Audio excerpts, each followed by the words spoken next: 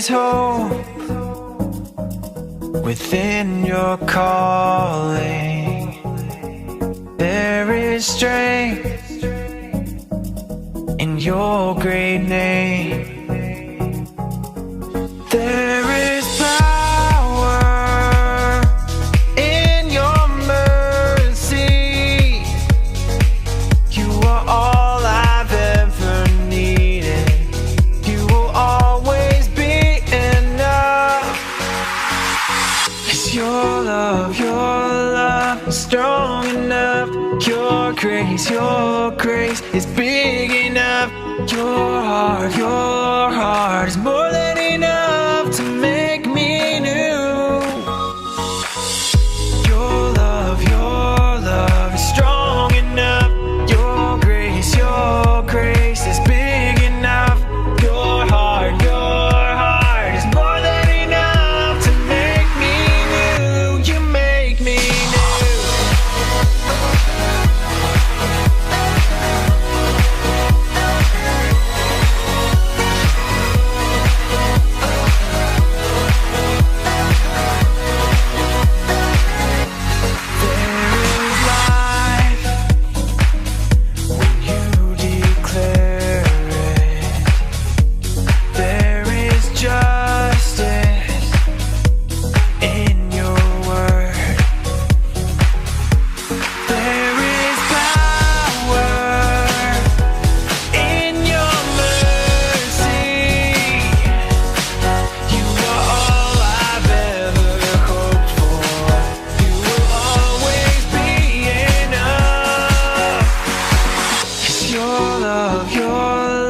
Strong enough. Your grace is big enough. Your heart is more than enough to make me new. Your love is strong enough. Your grace is big enough.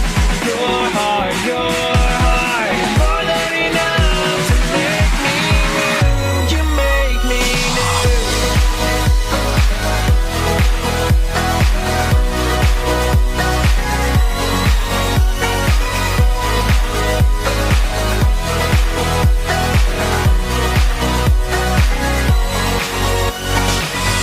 Your love is strong enough.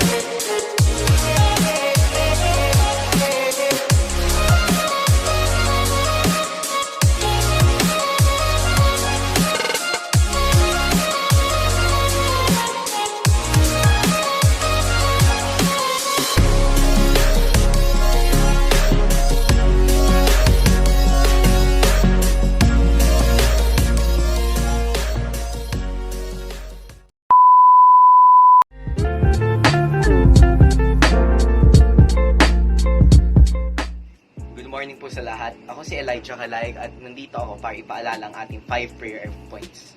First, let us pray for an end to this virus. Alam naman natin na makapangyarihan ang ating Panginoon at kaya niya gawin ang lahat. Second, let us pray for our government leaders na bigyan sila ng gabay ng ating Panginoon. Third, let us also pray for our church leaders na pinapatuloy ang pagbigay ng midweek services and Sunday services sa atin. Fourth, let us pray for the frontliners. Nabigyan sila ng resistensya laban sa sakit at para ipatuloy ang kanilang tungkulin. Fifth, let us pray for the gospel to spread na ngayon sa oras ng pandemya. Kailangan ng tao ng katiyakan na laging gumagabay ang ating Panginoon.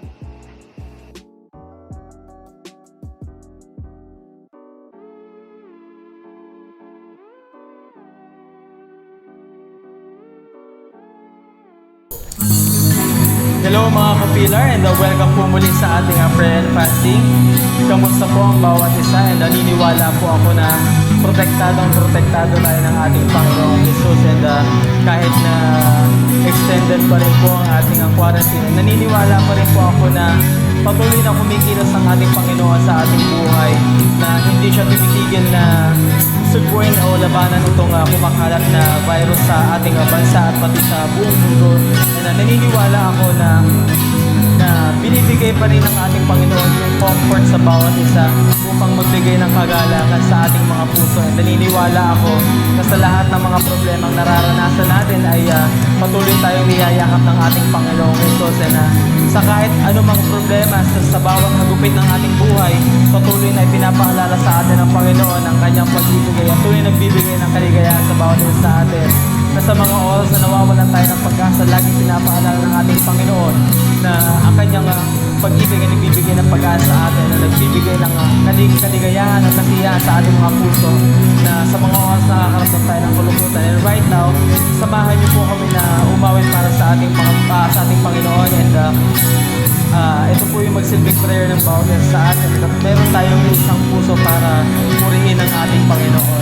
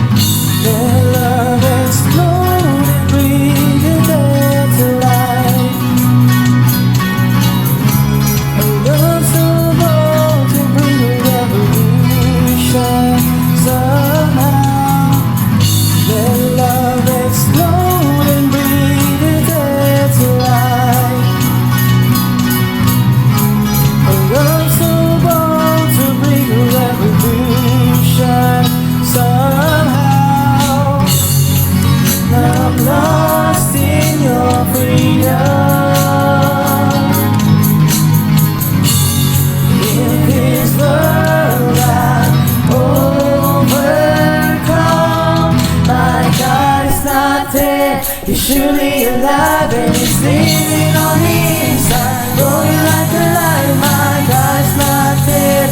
He's surely alive and he's living on the inside, growing like a lion.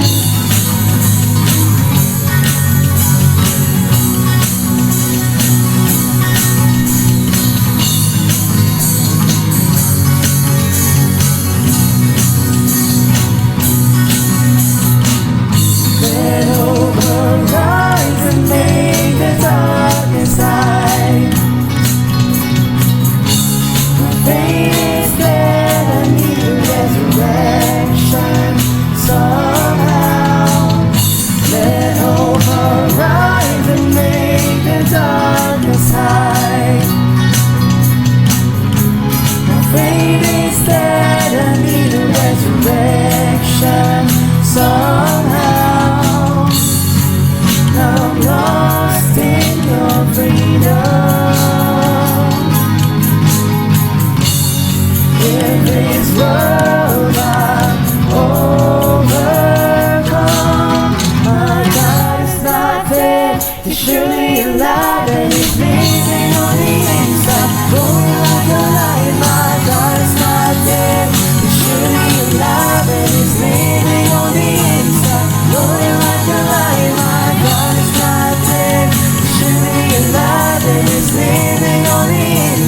Rolling like a lion, my God is not dead. He's surely alive and he's living on the inside. Rolling like a lion.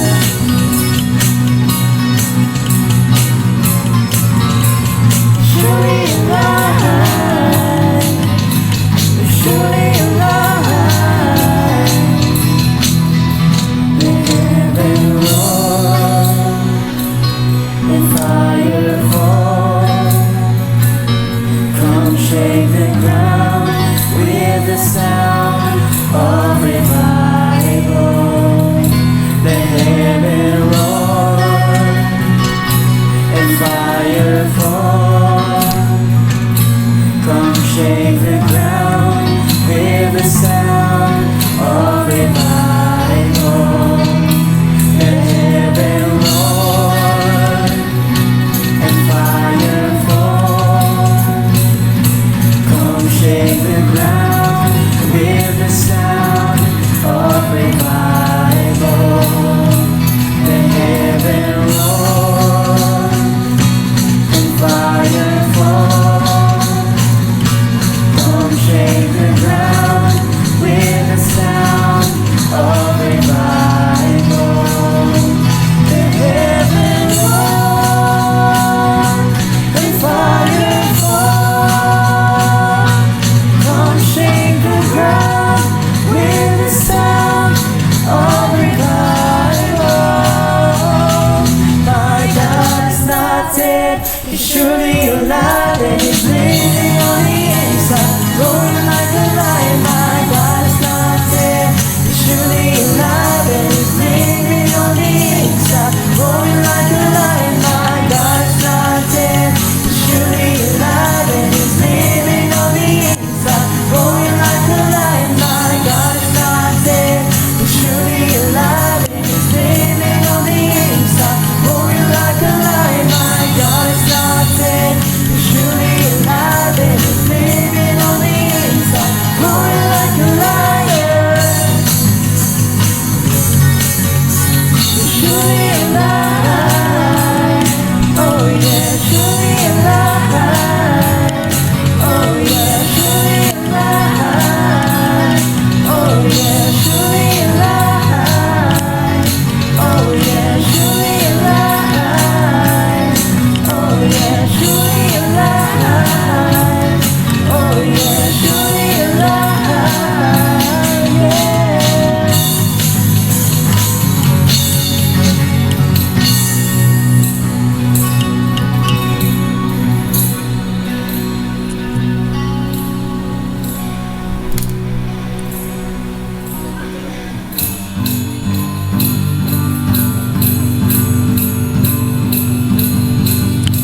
We're gonna dance, dance, dance in the freedom we know. We're gonna dance, dance in the freedom we know. We're gonna dance, dance, dance in the freedom we know.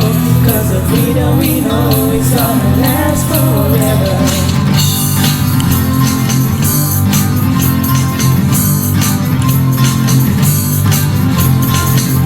World turns in all of its ways, but our soul set on a holy name. And we know that it's set after, still our praises.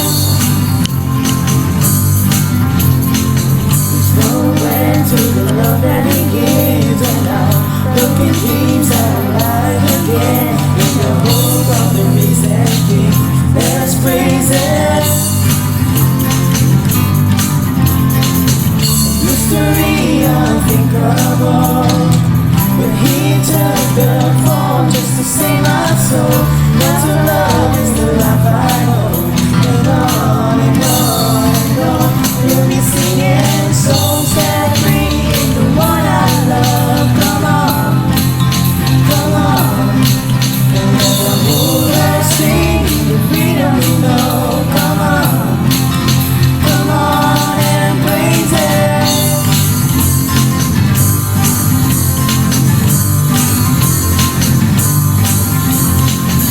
Come, come on, lost and be found. Let us rise up with a holy sound. All the earth will be fired as one, just to praise Him.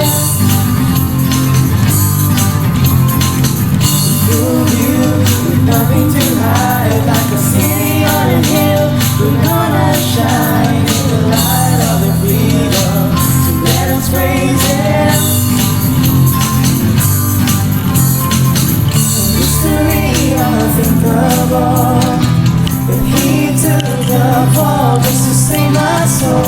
God's love is the life I know, and on and on and on we'll be singing, souls set free, the one I love. Come on, come on, and let the whole world sing the freedom we know. Come on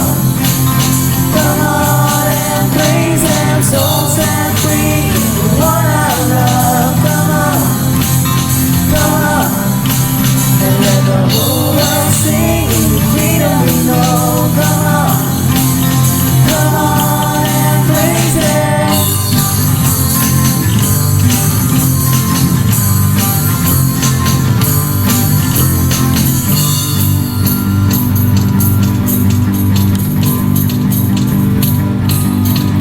We're gonna dance, dance, dance in the freedom we know. We're gonna dance, dance in the freedom we know. We're gonna dance, dance, dance in the freedom we know. 'Cause the freedom we know is gonna last forever. Dance, dance, dance in the freedom we know. We're gonna dance, dance in the freedom we know. We're gonna dance, dance, dance in the freedom we know. 'Cause the freedom we know is gonna last forever. Dance, dance, dance in the freedom we know. We're gonna dance, dance in the freedom we know. We're gonna dance, dance in the freedom we know. Because the freedom we know is gonna last forever. Yeah, we're gonna dance, we're gonna dance. Because the freedom we know is gonna last forever. I want to give you praise this morning. Purihin ka, O Panginoon.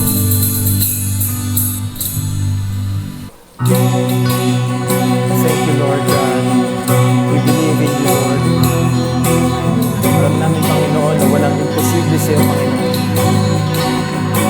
Sa lahat ng imposible, Lord, may kaya mong gawing imposible, Lord God. Naniniwala kami, Lord God, sa iyong kakayaan, Panginoon. And this will be our prayer, Lord God. Our Lord. You hold my every moment. You calm my raging sea. You walk with me through fire. Heal all my disease. I trust in you. I trust in you. I believe you're my healer.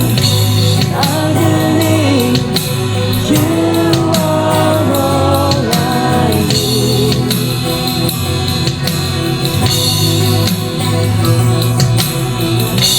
I believe you're my portion. I believe you're more than enough for me. Oh Jesus, all I need. Yeah. Oh my healer, you're my healer.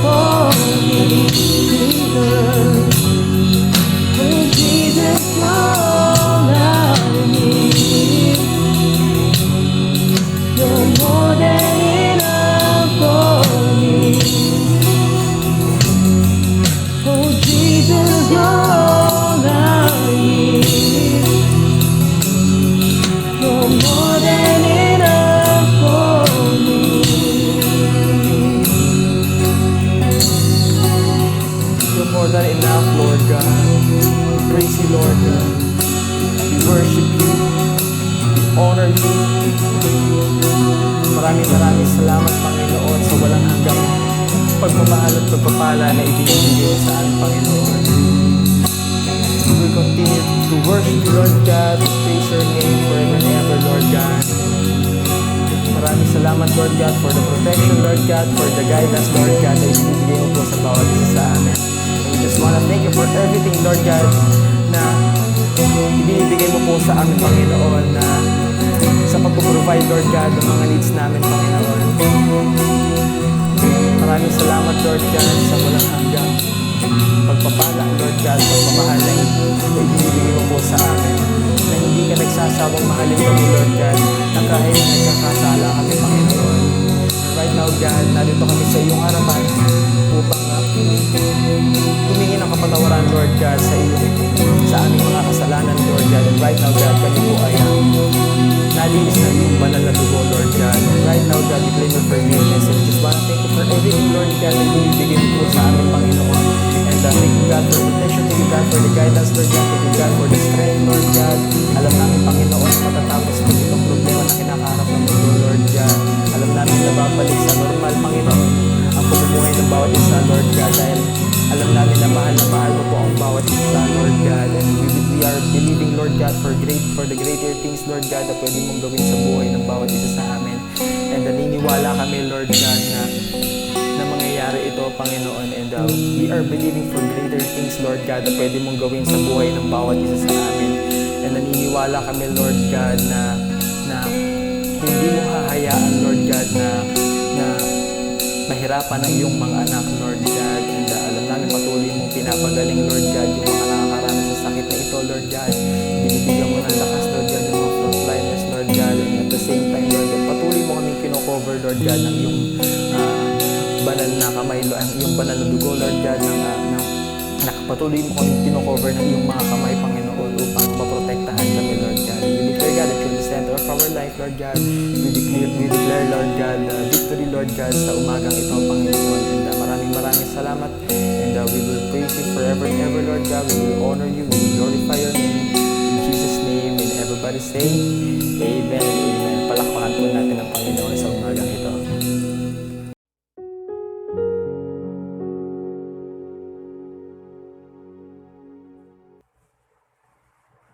Kumusta na po mga kapatid?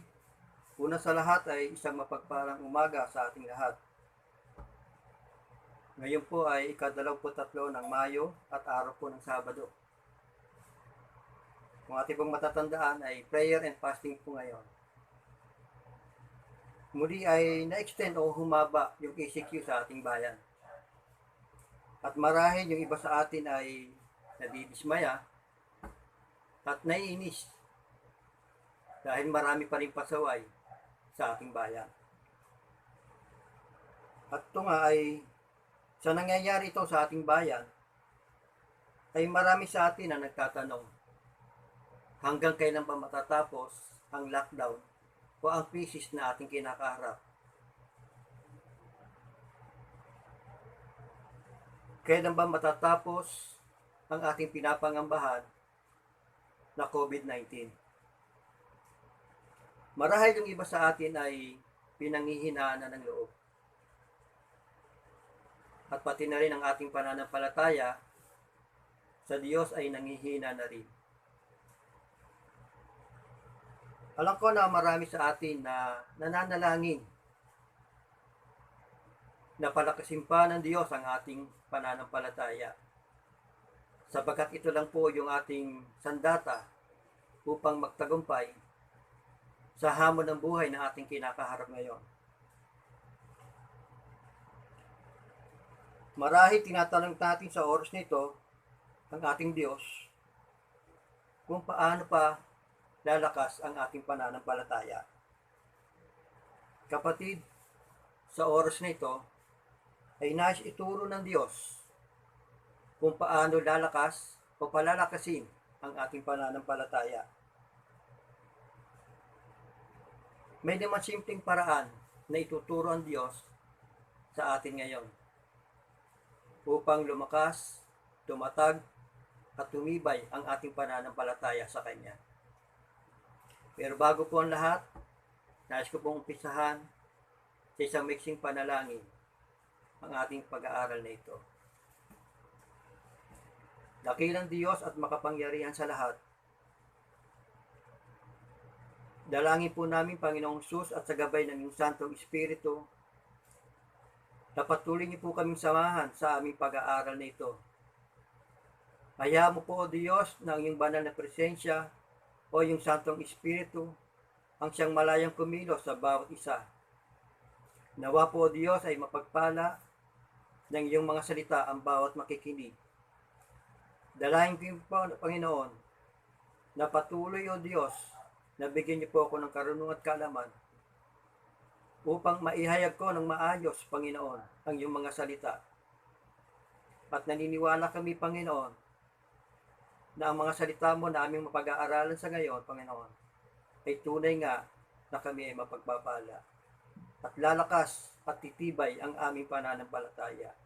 Marami pong salamat, O Diyos. Ito po ay aming idinadalangin sa makapangyarihang pangalan po ng aming Panginoong Hesus. Amen.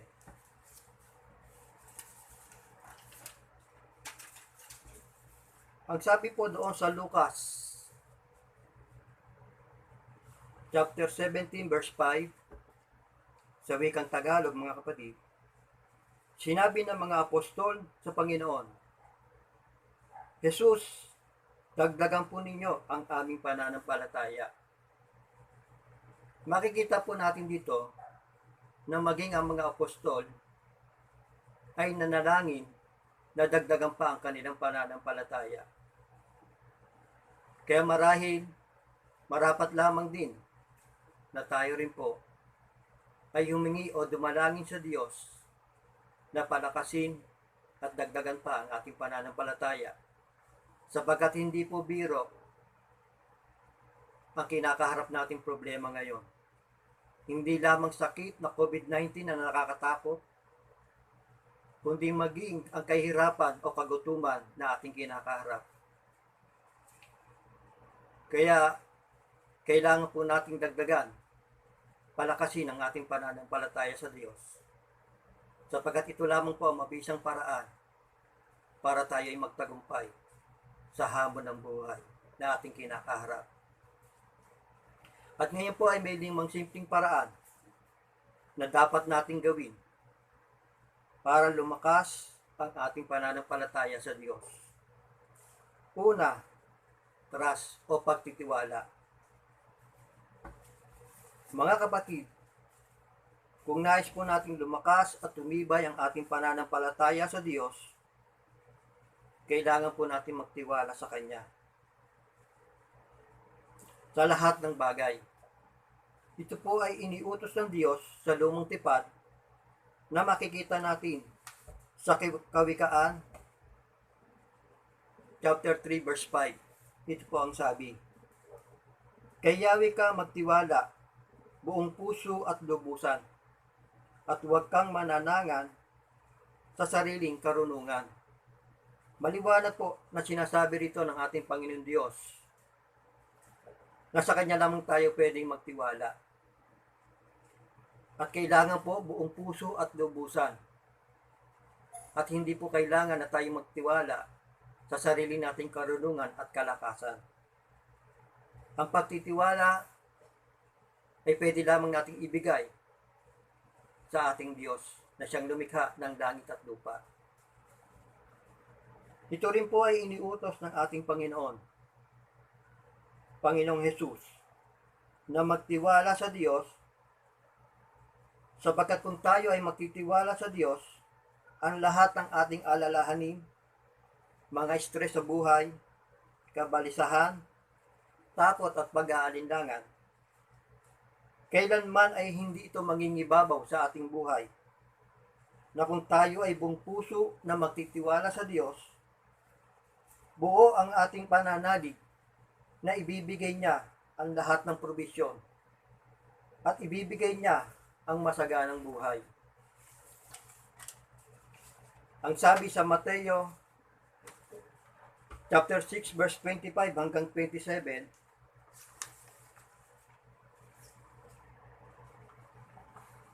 ganito po ang sinasabi. Kaya't sinasabi ko sa inyo, huwag kayong mabalisa tungkol sa inyong kakainin at sa inyong iinumin, upang kayo'y mabuhay o kayo'y tungkol sa susuotin ng inyong katawan. Hindi ba't ang buhay ay higit na mahalaga kaysa pagkain at ang katawan kaysa damit? Masdan ninyo ang mga ibon, hindi sila nagtatanim ni umaaniman o kayo'y nagtitipon sa kamalig.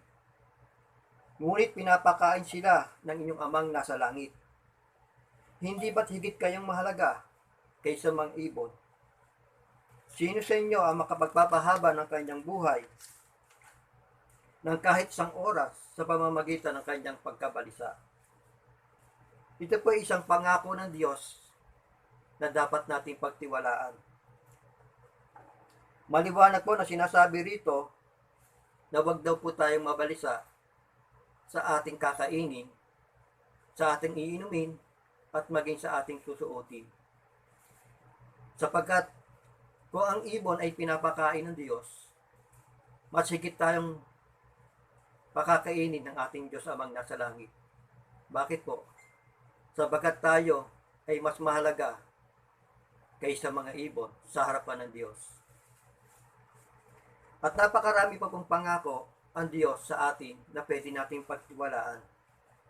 Ito po ay makikita natin sa aklat ng mga Juan, verse 10, chapter 10, verse 10. At sabi po rito, dumarating ang magnanakaw para lamang magnakaw, pumatay at manira.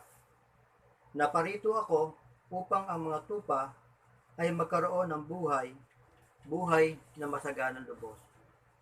Ito po ay napakagandang pangako ng Diyos sa mga taong nagtitiwala sa Kanya. At napakarami po pong pangako ang Diyos na pwede nating panghawakan.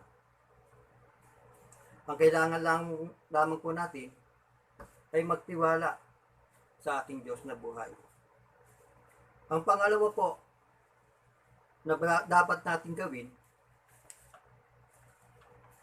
ay pray o manalangin. Ito po ang ikalawa na dapat natin gawin upang lumakas at tumatag at tumibay ang ating pananampalataya. Ang sabi sa Mark 11:23 hanggang 24,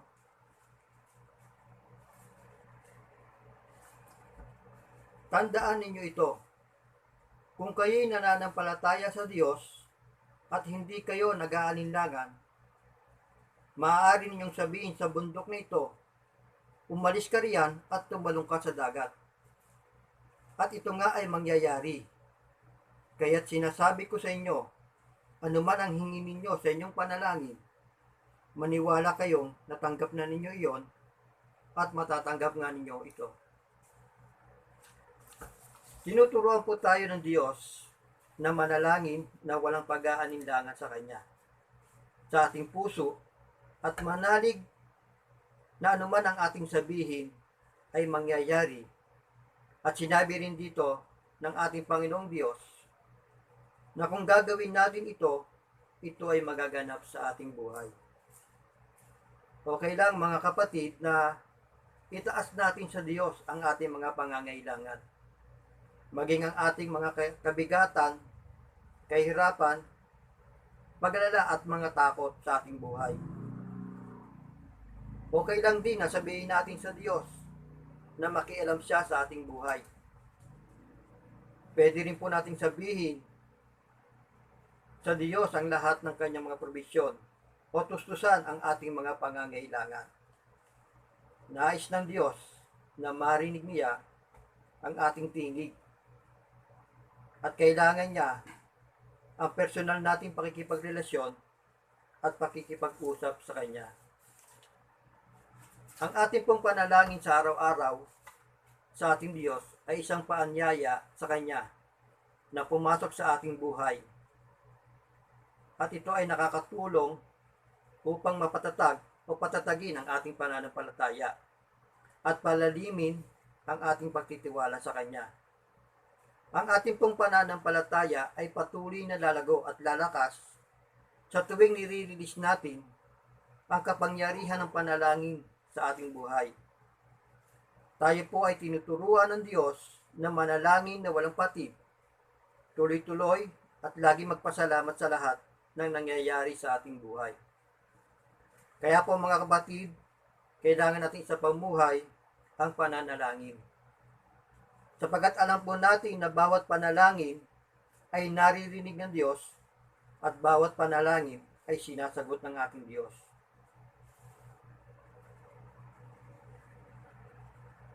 Nalalaman din natin na bawat panalangin ay hindi sinasagot ng Diyos sa paraang gusto natin at kung kailan natin gusto.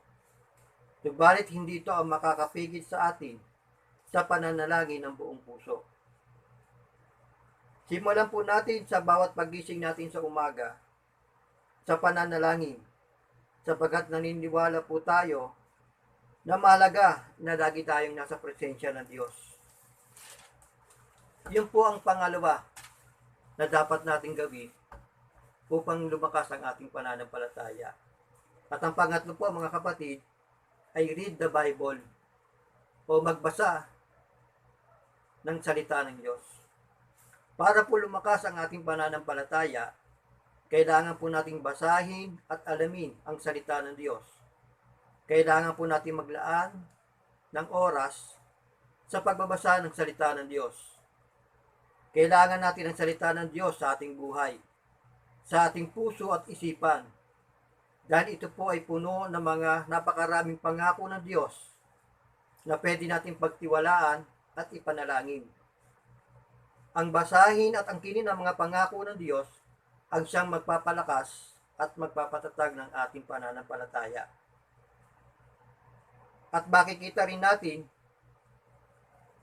ang kalakasan, pag-asa at pag-ibig, kapayapaan at kagalakan sa Biblia.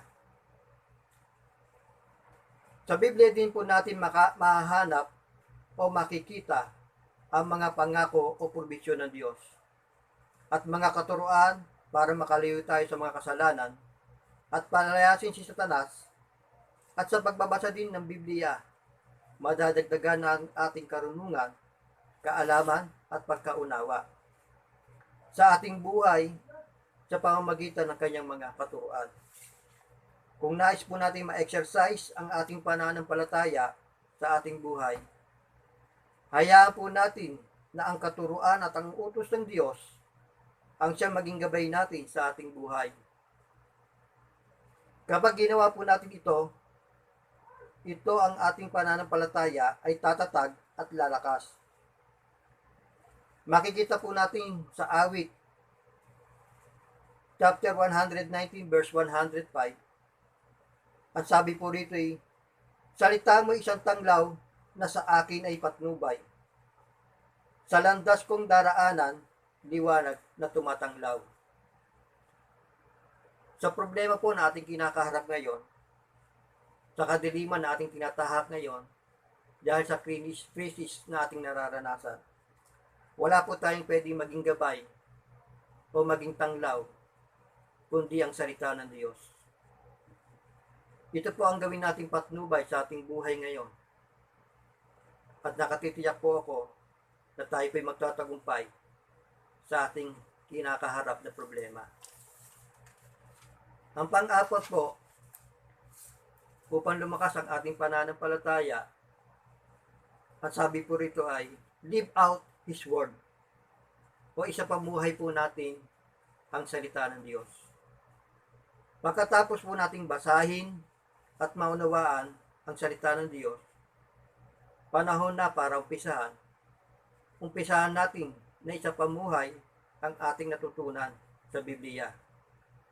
Kailangan po natin na maging buhay na Biblia o maging buhay na salita ng Diyos. Makita sa ating buhay ang salita ng Diyos. Matapos po nating mabasa at mapag-aralan ang salita ng Diyos, panahon na para gamitin ang ating natutunan. Sapagkat pag atin pong isinabumuhay ang salita ng Diyos, ay titibay at lalakas ang ating pananampalataya sa Diyos. Wala pong perpektong tao, pero kailangan po nating ipangako at pagsikapan na lumago sa ating pananampalataya. At panghuli po, na kailangan po natin gawin upang tumatag at lumakas po ang ating pananampalataya. Ang sabi po rito ay, be the light. Maging ilaw po tayo. Kailangan na tayo po ay maging ilaw ng sanlibutan. Kailangan po natin mahalin at alagaan ang bawat isa. Kailangan po natin magpalakasan at patatagin ang bawat pananampalataya ng bawat isa, lalo na po ngayong panahon ng pandemic. Kailangan makita sa ating buhay ang kagalakan na nagmumula sa Diyos at hindi puro reklamo na madalas makita natin sa Facebook na puro reklamo, lalo na yung mga hindi nakatanggap ng mga ayuda. Lagi po tayo magpasalamat sa Diyos at makita sa ating buhay ang pagpapatawad. At yun po ay makikita natin sa Marcos 11 verse 25. Nais ng Diyos na kapag tinitingnan tayo ng mga tao o ng mga hindi mananampalataya, ay hindi lang makita na tayo ay mananampalataya, bagkus makita sa atin ang malaki nating pagtitiwala sa Diyos. Nais ng Diyos na tayo ay maging modelo ng sanlibutan, na sa pamamagitan ng ating buhay, ang mga tao ay mapalapit sa Diyos. Marami pang bersikulo sa Biblia na pwede kong ibahagi sa inyo. Pero simple lang ang nais ng Diyos. Ang tayo ay maging mabuti at gumawa ng kabutihan sa ating kapwa. Ibahagi ang liwanag, hindi ang kadiliman. Huwag po tayong magreklamo. Magsalita po tayo ng mga mabubuti sa ating kapwa. At huwag po nating hihilahin pababa ang ating kapwa. Lagi po nating tatandaan. Mahalin po natin ang Diyos at mahalin din po natin ang ating kapwa. Naisin po natin na mabuhay na may malakas at matatag na pananampalataya sa Diyos. Sama-sama po nating pagsikapan, gawin ang 5 simpleng paraan para lumakas at tumatag ang ating pananampalataya sa Diyos. Kamakailan ay dumanas ng malakas na bagyo ang ating bansa. Sa lakas ng bagyo, may mga bahay o tirahan ang nasira at nawasak. Ngunit mayroon din naman na natiling buo at nakatayo. Karamihan sa mga bahay na nasira at nawasak at nagiba ay mga bahay na yari sa kahoy at hindi matibay ang pagkakagawa at walang pundasyon. Ngunit yung mga bahay na matibay ang pagkakagawa at yari sa bato at ang pundasyon ay yari sa bato ay hindi nasira at nanatiling nakatayo. Sa ngayon po mga kapatid, tayong lahat ay dumaranas ng matinding bagyo sa ating buhay. Ito ay ang kahirapan na ating nararanasan ngayon. Dagdag pa riyan yung matinding takot na mahawa o magkasakit ng COVID-19. Kapatid, kung ang ating pagtitiwala sa Diyos ay hindi matibay at walang pundasyon, tayo po ay mabubuhal at manghihina ang ating pananampalataya. Ngunit kung ang ating pagtitiwala sa Diyos ay matibay at ang pundasyon ay walang iba kundi ang ating Panginoong Hesus, tayo po ay mananatiling malakas at nakatayo. Sapagkat walang bagyo na pwedeng kumiba at magpabagsak sa atin kapag ang Panginoong Hesus ang ginawa nating pundasyon ng ating pananampalataya. Kapatid, ang kailangan lamang natin gawin ngayon ay buong pusong magtiwala, manalangin, at magbasa ng kanyang mga salita.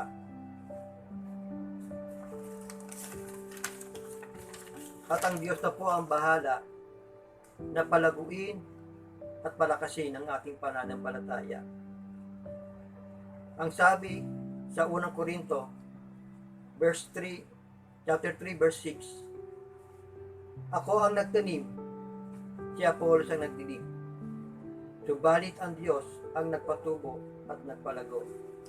Ipinapakita po dito na ang nagpapalago at nagpapatubo ng ating pananampalataya ay walang iba kundi ang ating Panginoong Hesus. Ang kailangan lamang po natin gawin ay magtiwala, manalangin, magbasa ng kanyang mga salita, ipakita ang liwanag at isapamuhay ang kanyang mga salita. Ito po ay sapat na para lumakas ang ating pananampalataya. Maraming pong salamat sa inyong pakikinig. Naway meron po tayong natutunan sa mensahe ng Panginoon na inilahad niya ngayon. At kung tayong man ay nanghihina, naway palakasin tayo sa mga salita niya na nahayag ngayon. Marami pong salamat. Dalangin ko na patuloy po tayong ingatan at pagpalain ng ating Diyos. Marami pong salamat mga kapatid.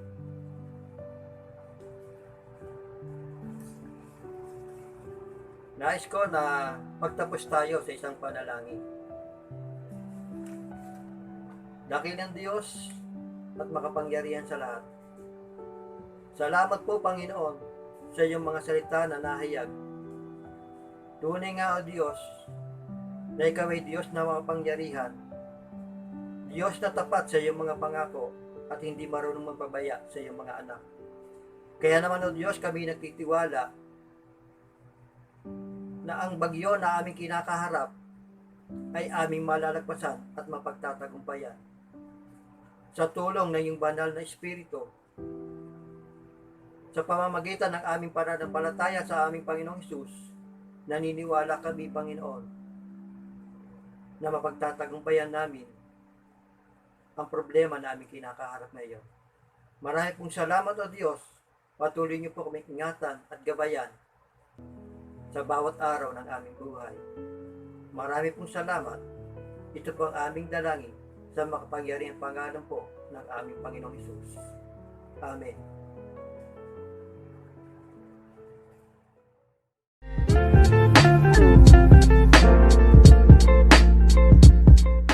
Blessed day mga kapilar! Ako po si Christine mula sa Youth Ministry ng Bayanihan Chapter. Halina't purihin siya at tingin ang kanyang mabuting salita. Ang ating online Sunday service ay magsisimula ng 9 ng umaga. Ito ang ilang mga paalala kung paano umattend ng ating online service. Una, invite. Ating i-share ang mga post at ang FB page ng ating church sa ating mga kaibigan at mga kakilala. Nang sa ganon ay ma-inform sila sa ating mga gawain. Maaari din natin silang sabihan na mag-online 5 minuto bago mag-alas 9 ng umaga. Pangalawa, get ready. Mag-set tayo ng ating mga alarm dahil ang ating Sunday service ay magsisimula at 9 o'clock in the morning. Ihanda rin natin ang ating mga puso to worship and glorify God. Para ma-receive naman ang notification para sa ating online service, pumunta lamang sa ating Facebook page, The Jesus Christ Pilarian Foundation of Truth Church, at hanapin ang premiere post at i-click ang Get Reminder button. Last but not the least, focus. Avoid multitasking o iwasan ang paggawa ng iba pang mga bagay. Ibigay natin ang ating buong atensyon sa mensahe ng ating Panginoon. May mga ibibigay na handouts ng ating mga kapatiran at pwede nyo yung i-download sa inyong mga cellphone. Ito rin ay pwede nyo sagutan during the service. Ang mga handouts na iyon ay naglalaman ng mga key points at mga key verses. Makakatulong ang mga handouts na ito upang makasunod tayo sa message ng Word Deliverer. At yun lamang at maraming salamat. We can wait to worship with you mga kapilar. Bye!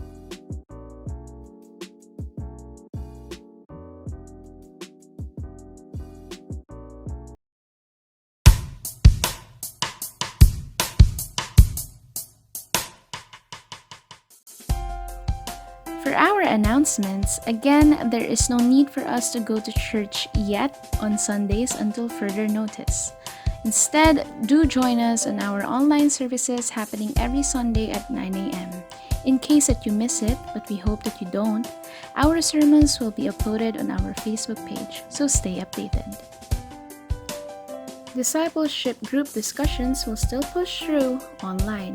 Do coordinate with your DG leaders to be able to set an agreed schedule to have your online fellowship. For your tithes and offerings, you may give them through the following methods.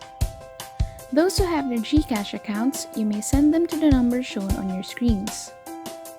For fund transfer, the bank details of our BDO account are provided. Those who want to immediately and personally hand them over in cash, you can by contacting your area pastor. Lastly, you may save them up and give them in church once our community quarantine period is over. For more details, feel free to visit us or message us on our Facebook page. Each of you should give what you have decided in your heart to give, not reluctantly or under compulsion, for God loves a cheerful giver. 2 Corinthians 9:7. We highly encourage every household of the Pillar family to join our synchronized house prayer happening every night from 7 to 8 p.m. except on Thursdays. Scripture and prayer items will be posted on our Facebook page. From 7 to 8 p.m. on Thursdays, we will be having our midweek service. There will be no synchronized house prayer on this day. Also, do not forget our prayer and fasting happening every fourth Saturday of the month at 9 a.m.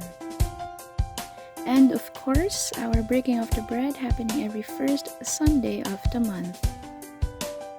For more updates, follow us on our Facebook accounts, facebook.com/jcpftcpillar and facebook.com/jcpftcbbo, and our Instagram account @jcpftcpillar. Now let us declare our mission and vision. Our mission is to glorify God by reaching out and mentoring families, producing spirit-filled leaders and Christ-centered communities. Glorify God, disciple families. And our vision is, by God's grace, to become an influential disciple-making church of Christ-centered families in the Philippines and beyond.